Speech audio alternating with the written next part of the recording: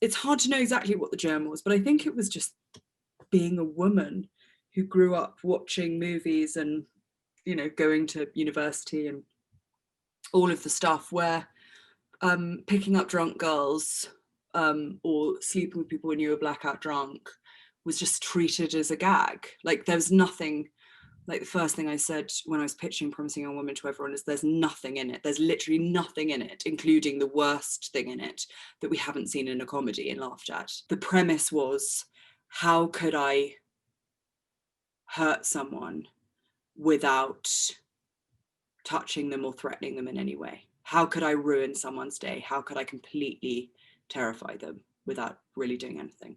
And so that's sort of something that I've always been very interested in. And really that's what Cassie does. You know, she doesn't actually do anything. That's the thing that's so fascinating. She's sort of deliberately inert. She's deliberately not encouraging. You know, some people, when they like talk about this film, they talk about her kind of hunting or her being bait, but actually it's much more complicated than that. She never says or does anything. She goes to clubs, she pretends to be drunk, and if people pick her up, she goes with them, but she never corners people. But the first real thing that came into my head was the scene on the bed when she's drunk saying, "What are you doing?" and then sits up and is sober and says, "What are you doing?" That was just the whole movie almost, really, is "What are you doing?" Because I kind of knew who she was then.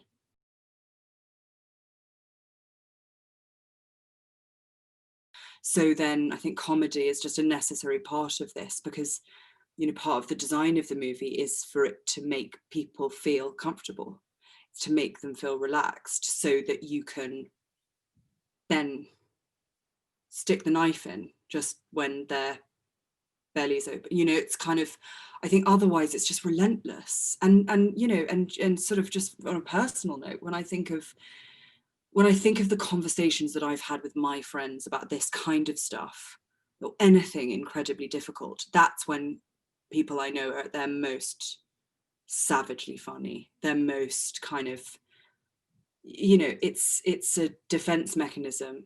That's, I mean, that is really, in fact, almost all humor is a defense mechanism.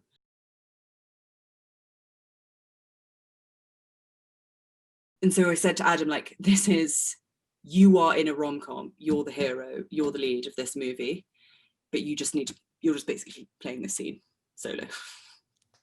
So he is just playing a romantic comedy by himself. Yeah. And he just doesn't notice that Carey doesn't say anything at all. He doesn't notice. In fact, when he kisses her and she does nothing, he literally says, "Wow," afterwards, because he's so overwhelmed by the romance of the moment, even though she's might as well be asleep. It's not complicated when it's heroes and villains. It's complicated when it's your friends, yeah, who do something awful. It's complicated when it happens to you and you don't know if it was quite what you thought it was. You know, that's what this is about, that experience of like, oh, this is a romance, this is so lovely, God, everything's so great, and then hang on, this doesn't feel hang on, are there bars on the windows, and I don't remember like it being nighttime. Do you know what I mean? It's just got that feeling of like, oh fuck, I'm stuck now.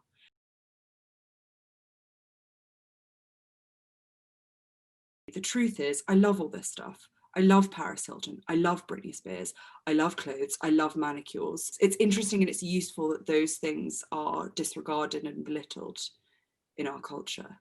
And because what it does is what it means is that Cassie has the manicured hands, so nobody suspects them doing anything bad.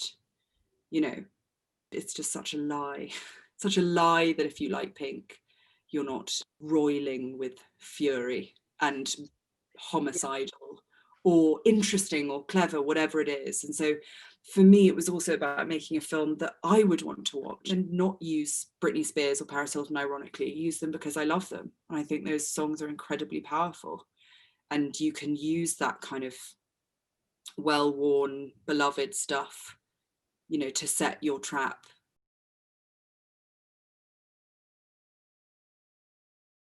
But obviously the more danger she's in, the more threatening she is, the more red it is. So in the film, you know, the last scene in the cabin's just completely red.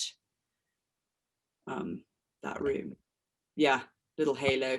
I love the halo. I know. Also, we're really proud because the halo not only is there, but it's in the later shot when she goes to the counter. It's also yeah, you see it in the wide. But you you made that one red, right? Yeah. Okay. Yeah. Throughout the whole movie, and then she's writing in her book, it's red and blue, and I was just like so strong here when things are at the low point, blue, and then the red. I think the things I'm most interested in maybe are kind of somewhat allegorical.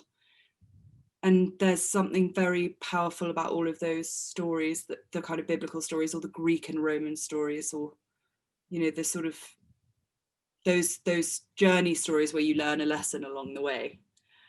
You know, they're so effective because we understand, kind of like on a primal level, understand them.